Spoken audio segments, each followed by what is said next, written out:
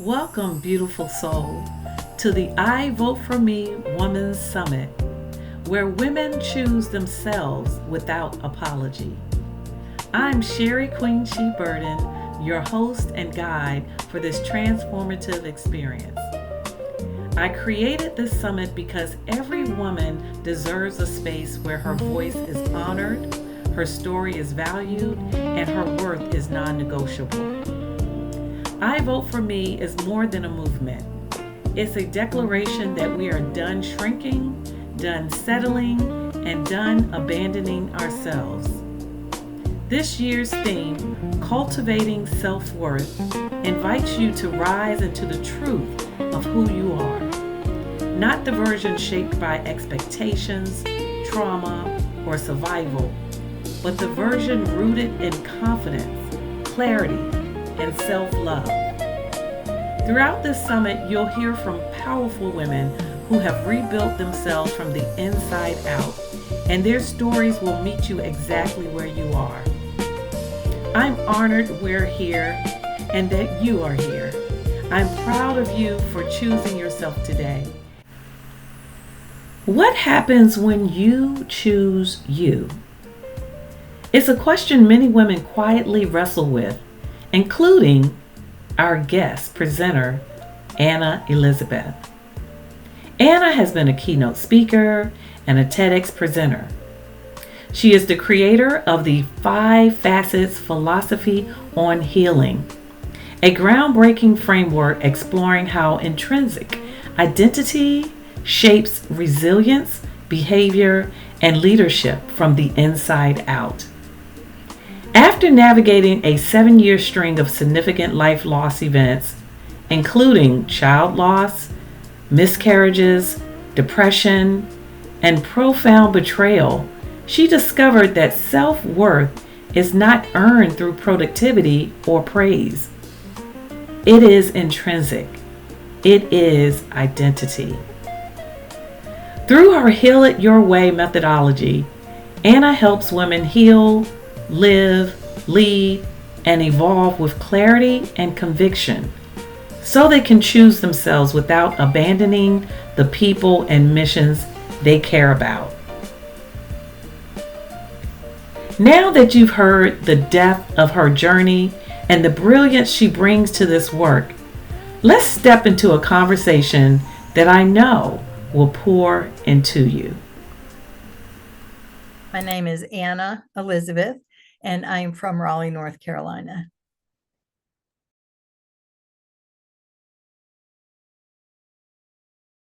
So I do have to say that my self-worth early in life really was kind of lacking. And I didn't realize that until I was older. I thought I was advocating for myself and doing things that I loved. And I always walked to the beat of my own drum, so to speak. And yet it wasn't until later that I realized that I really was putting everybody else ahead of me. Somebody who always, even from a little girl, wanted to be a helper. But what I didn't realize is that I was loving everybody more than I was loving myself. I was putting their needs ahead of mine. And that was a process that I didn't learn until much later in life. On the surface, it looked like I had lots of self-worth. For many people, I appeared somewhat confident. I appeared confident, but underneath that, there were some things brewing that came to light much later.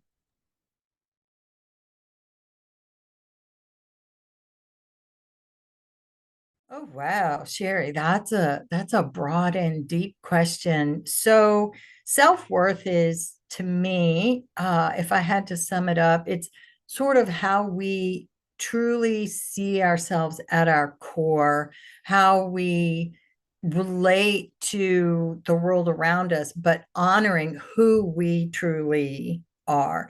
And the self-confidence comes in where we can move through life and appear confident. And I had, when I was going through a 7-year string of losses and I was a public face of a business that my former spouse and I owned, people thought I was successful, that I was doing all of these things. And there was a lot of people, who admired what I did, but what they didn't see is underneath all the self-doubt, all the self-criticism, the depression that I was masking very well.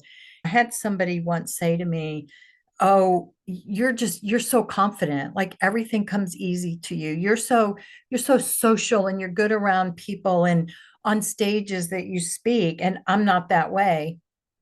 And I said, "That's something that, yes, there is an aspect of it that is natural. And yet it's also something that I have to work on. I have to show up and I have to be willing to overcome those butterflies and recognize that those butterflies, as I used to tell my children, they're just a symbol that something is important to you and that you want to do well." And so you can have a lack of self-worth, I guess off the cuff, because I've never been asked this question before. You can have a lack of self-worth and still appear confident in the way that you're acting and moving. And I do believe, as I'm saying this, that the more times that you show up in appearing confident, you really are acting from that place of knowing kind of what you want and making it happen no matter what. And it's the evidence of those that can help build your self-worth. If you can recognize those things that you are doing well, those proud moments, or for example, my monthly event that I did this morning and filmed was on creating your GOAT moments. And GOAT is the acronym for greatest of all time. And so recognizing those moments that you're proud of then can help build that, help you lean into what that self-worth is and really improving that.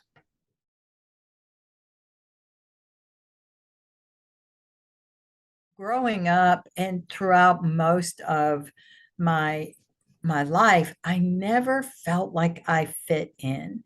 I there was just something that always felt different. In my family, I felt like the black sheep. I was successful. I was a competitive swimmer and diver and equestrian, and I did very well. And I babysat for the whole community. And was well regarded for a young, a youth, but I just never, I always felt different. And what I later learned is that's kind of where the self love and the self worth, what I realized over the last probably 6 years is that I was loving other people and supporting them more than I was loving myself. So I would always put somebody else's needs ahead of mine. That was an interesting process to realize that underneath that, I didn't feel lovable. I always knew that I was coming from a place of love and that I was an aspect of divine love showing up in the world. And yet I didn't see myself as lovable.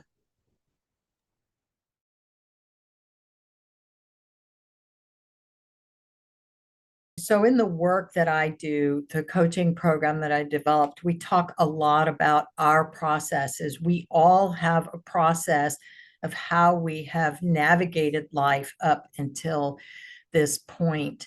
And if we want something different, we have to be able to look at those processes, those habits, those beliefs, then to change them. And for me, it was, I say awareness is more than half of the becoming what we want to be or do. And the example that I was sharing with you was a gentleman that I was talking with online. We had just met through this dating app. And I knew after the second conversation, like we weren't a good fit.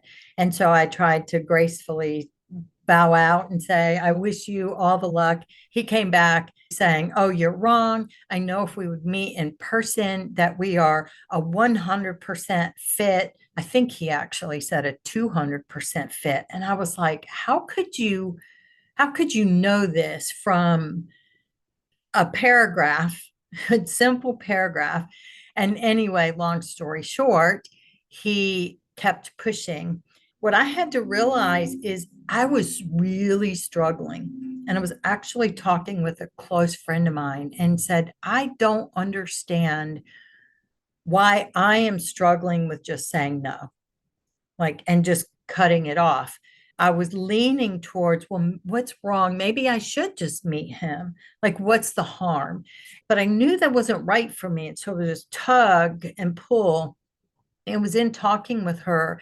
That's where I realized that I was actually loving somebody else and more worried about how they were going to be impacted, how they were going to feel, how I was going to affect them than I was about honoring my own self. So, in essence, I was loving everybody else more than myself. And truth be told, so I bowed out gracefully. He kept coming back. I would shorten my responses. And this only happened like, I don't know, 4 times. But then I thought, okay, I'm just not going to respond. And if I don't respond, he'll get the hint and he'll go away. Well, he didn't.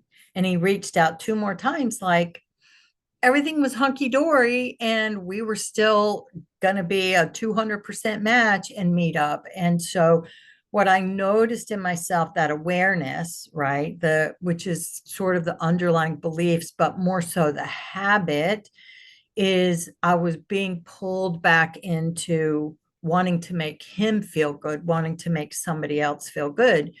And so what I did is I blocked him. And when I blocked him, then I went through, this is where kind of an underlying belief came in for me. To me, that felt like I was being a mean girl. And so then I had to process for myself that I was not being mean. He was not honoring my boundaries. And the only person that could honor my boundaries was me. And I knew that I ran the risk, if he kept reaching out and pushing, I ran the risk of being worn down and saying, okay, let's just try. And I knew it wasn't right for me. And so I did what I needed to do to recognize that pattern of behavior of wanting to make everybody else feel good, and that belief that nice girls don't do that. Nice girls don't cut people out of their lives. And then take care of me.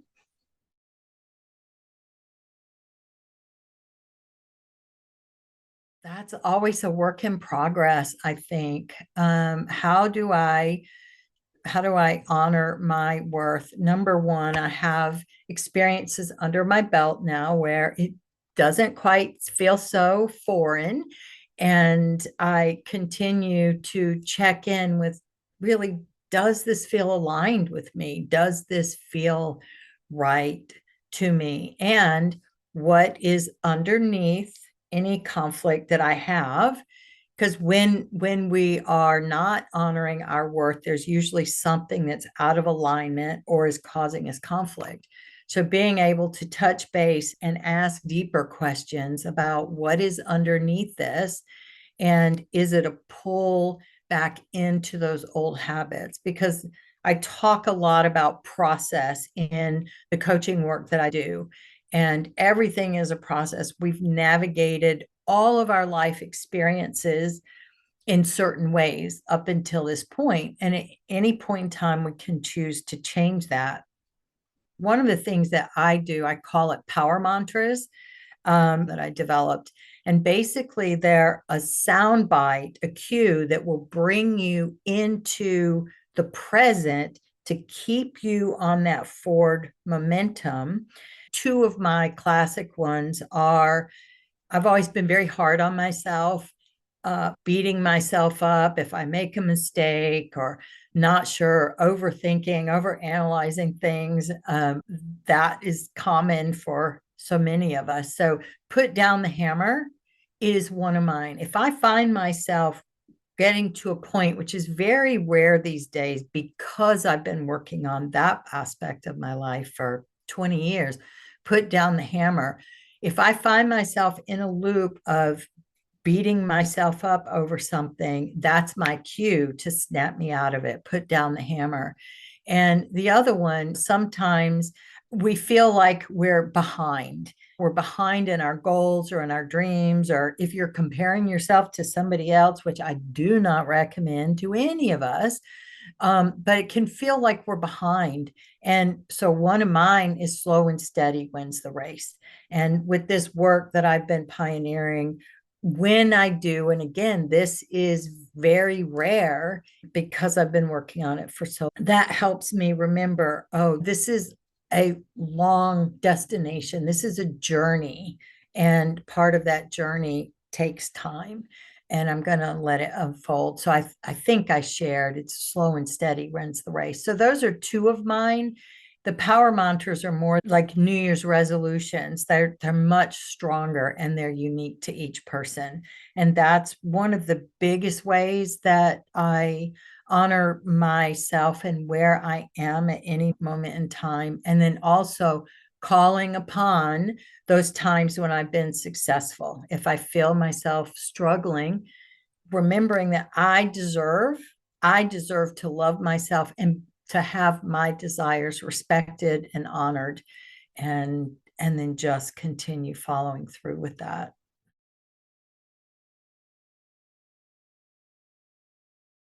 Who supported me all along? We're therapists. The life that I lived with my former spouse was not supportive in the way that I needed it to be, as far as my self-worth and my growth. Working with some very talented therapists over the years, developing relationships with them, really leaning into more evocative existential questions, digging deeper into understanding who I am, what motivates me.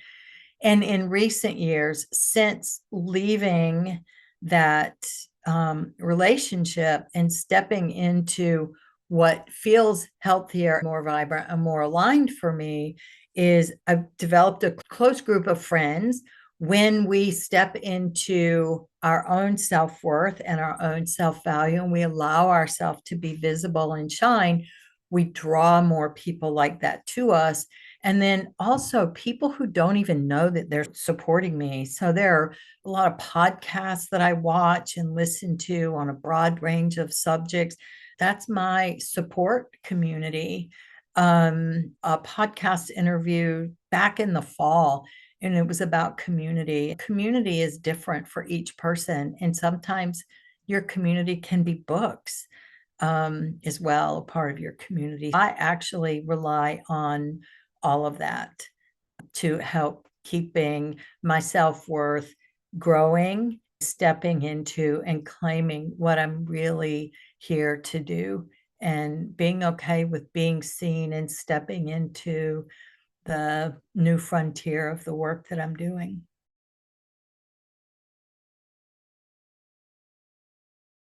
Thank you for asking that question. The body of work that I developed, this five facets philosophy on healing, was initially born out of a 7-year string of significant life loss events that created a whole bunch of grief. And those included the death of my son, miscarriages, severe depression, and infidelity. What I say is loss, which is an event that happens, and grief is our response to that loss event. They are unempowering. We seldom have a say when our loss event is going to happen, or how it's going to happen, or when it's going to happen, or who is going to be involved in that happening. We don't always have a say in when our grief is going to show up. It could be a movie, it could be seeing somebody in public. Grief isn't just the death of a person, it's infidelity, it's the loss of health, it's job conflict. There's a huge range of what can stimulate different variations and depths of grief. So when we're in that place of unempowerment, we have things happening to us where we feel unempowered, it causes our self-esteem to lower because and it's going to be different for every single person. It could be emotional, it could be mental, it could be in your social circles, but typically there's disruption in multiple areas. And when we're experiencing that, we start wondering, is there something wrong with me? And what is wrong with me? Or why are these people exiting my life? Or insert your whatever, as I like to say. And so the longer that we stay in that grief pattern, and I've never been asked this question before, so I really appreciate it. The way I see it is the longer we stay in that grief framework mindset, then the more it drains on our self-worth and the more it chips away at how capable we feel of moving forward towards what we want. That's where my work has always focused on how we heal, finding resolution in your individual conflict and grief. Healing is a choice, which means it's empowering. So anytime we are empowered to make a choice, do something, take an action that creates a positive result for us, even if it's just for a moment. What I say is healing is not a destination, it's a collection of micro moments. And so coming back to that building on the self-worth and bringing yourself back up, every time we can have a moment that has a positive impact on our life or makes us feel good, then that helps to increase our self-worth in the face of a loss event or something that feels tragic in our life.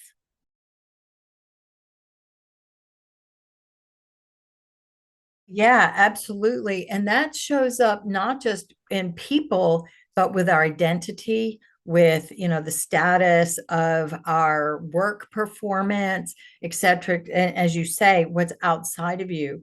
And that's so beautiful, Sherry, because one of the things, this body of work that I pioneered with the five facets, it's really tapping into where so many other models, most models that I'm aware of, they look at, okay, what's happening outside of you? This five facets model brings us into you, into the individual person, who you are. This is who Anna is. This is what her universal gifts are and how they exist. And this is what impacts and influence. So it's, without going into a lot of detail, we're all born with five universal gifts that exist in a hierarchy that's unique to each one of us. At the top of that hierarchy is a facet that literally drives the bus of us. Its influence and impacts every aspect of our life, drives our suffering and our success simultaneously. As we move down our individual hierarchy, those facets have less daily impact and influence on our life. Once we can tap into what our own hierarchical structure is and the lens from which we see and experience life, now we're able to put into better context the things that are happening outside of us because we're coming from a greater sense of awareness about who we are, which then those external factors have, again, less impact on us. And we're able to see our self-worth better.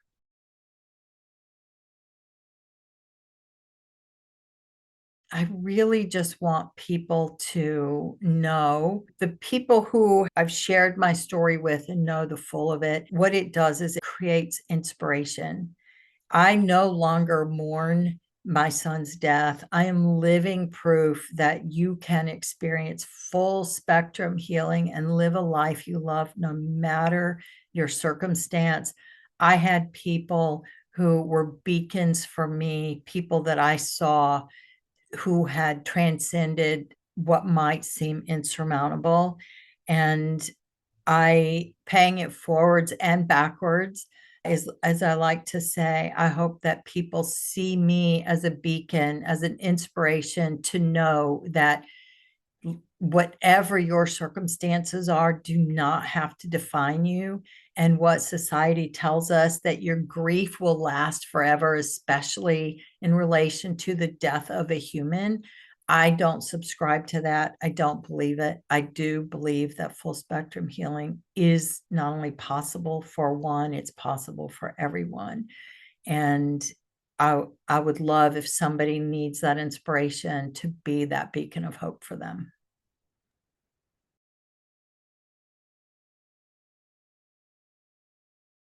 What is one action? Wow. Ask yourself the deeper question: what is lying underneath your conflict? I invite everybody once a month. I do a free workshop that talks a little more in depth about this program and the qualities. That's an action step that somebody could take. It's an hour and a half to 2 hours, and you can really learn and better understand yourself. And then the second thing, if I may, is trust your intuition. Trust your gut, trust your intuition.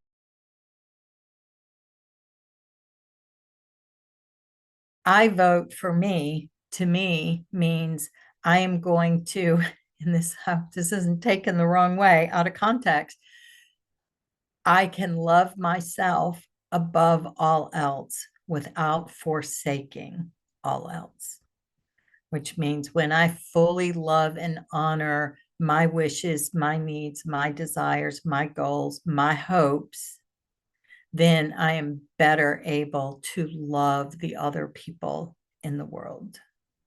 It has really allowed me to shine, and without a whole lot of backstory, but when I chose to leave my long marriage, I felt like my soul was going to die.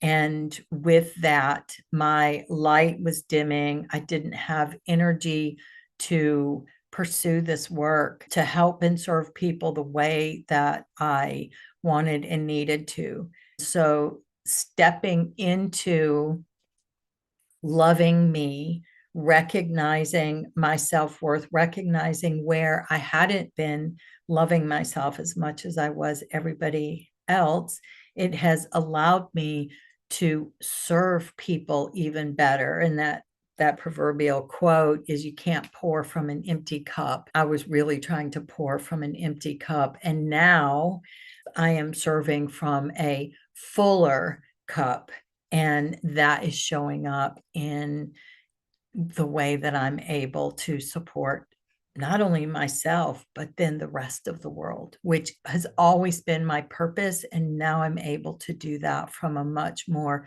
vibrant and empowered and filled up space to show up more consistently.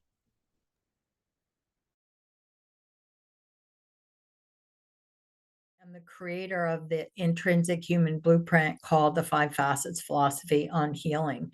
It literally is the new frontier of human healing, identity, and potential. It helps people understand who they are, heal whatever is preventing them from moving into that life that they love by understanding themselves, and then stepping into their next level potential, whatever it looks like for them. How I do that: I do life and spiritual coaching. I'm a professional speaker. I'm an energy medicine practitioner and instructor. I work at the intersection of science and spirituality under the umbrella called Heal It Your Way. So when people come to me, they get to choose from all of these resources that I have that can serve the human and the spiritual side of themselves. AnnahElizabeth.com is the website, and Anna has an H on the end. It's an old spelling. So it's ANNAH, Elizabeth.com. And I'm on a lot of the socials under Annah Elizabeth Heals. I consider all of us to be neighbors. We're local neighbors, you and I, and we're also all global neighbors. And so I invite people to join the neighborhood. For all of your listeners and watch, if you join the neighborhood, there's a free gift of a quick clarity guide that can really help take you out of conflict and overwhelm. Where are you at? Where do you want to go? And literally, it's just a one-page quick clarity guide. And that's a free gift to you when you join the neighborhood. Plus, you'll get primary priority access to any events or specials, things that I'm doing. So I welcome everybody to join me in those neighborhoods.